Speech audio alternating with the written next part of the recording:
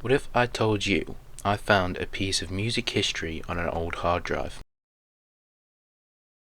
In this video, we'll explore the hard drive filled with recordings and demos and radio archives from Redroad Radio and Two Fly Studios, including rare material from the Arctic Monkeys and other local artists. So let me take you back to where this all started. I needed a new Power Mac G5 after my last one's power supply decided to blow up on me. So there I was, late at night looking through eBay to find anything that might help me fix it, until I came across one labelled Old Power Mac G5, untested, sold as seen. The description was essentially just, it's cheap, and I don't know if it works. So I could no longer ignore the voices. I placed a bid and won. So once I got the machine home, I overlooked what I had.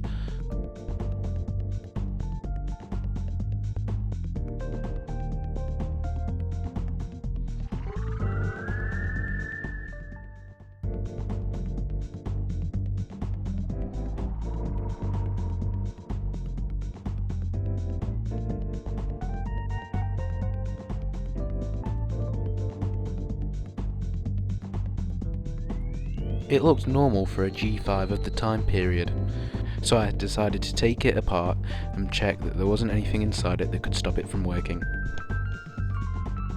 In this shot you can see the two G5 processors, the RAM and also the graphics card, Pro Tools card, the two hard drives, one which I installed and one which is original.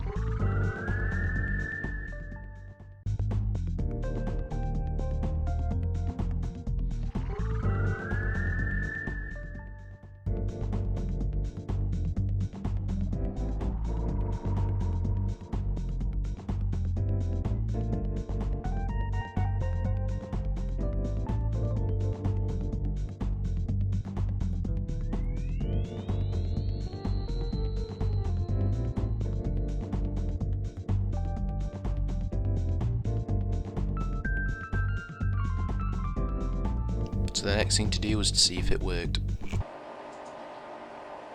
It's lunchtime live.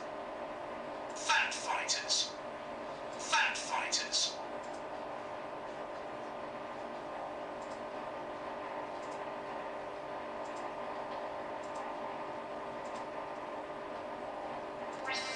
Welcome to redroad FM. 20 minutes of fun coming at you. Upon powering on the machine, I noticed it was running macOS 10.3 Panther. It took me a while to notice, but eventually I realised what this computer's use was. It was used in a radio station, and I'd later come to learn it was also used in a studio. Nugent Surfacing is your local premier surfacing company. We're a resident. It was at this point I realised that I ought to archive everything on the drive. It was during the transfer process that I noticed that there was files from the Arctic Monkeys. These are in a folder labelled Redroad Band Archive. I will play a short segment of one of these files now, however I want to avoid copyright. What is it surprises me is that I don't really want you to, and your shoulders are frozen. You're an explosion. Your name isn't Sharon, but I don't.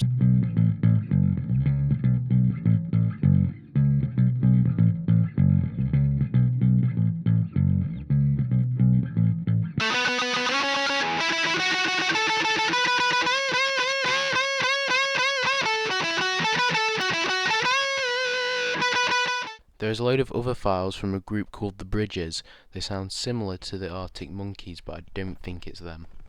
I'll play some of them audio files now.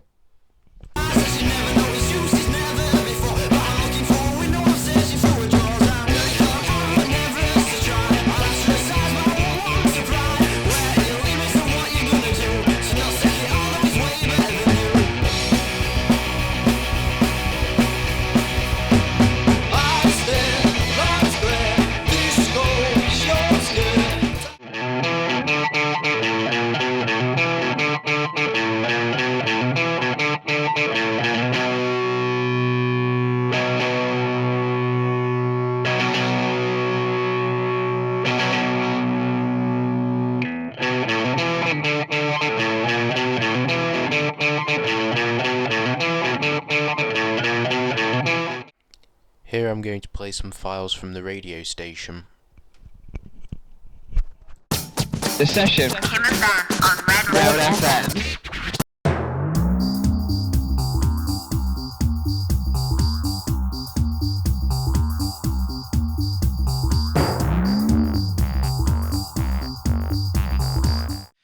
This is Duncan's Music from the Movies and Musicals on Red Road FM.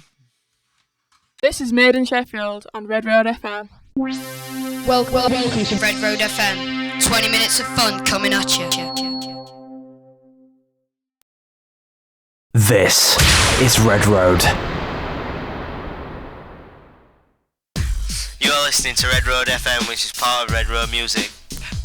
Red Road Music offers opportunities for young people to get involved in the music industry. We offer training courses in band development, DJing, radio, dancing, drama and also music technology. If you're interested in getting involved, log on to redroadmusic.com or call 01909 771 754.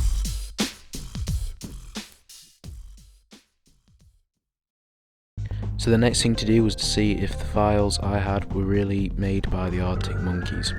So with that I went to the internet and found out that the Arctic Monkeys originally recorded You Look Good on the Dance Floor at Two Fly Studios. Sure enough, when looking at Two Fly Studios' website I found a picture which contained the Power Mac G5 I had and also a Pro Tools audio interface.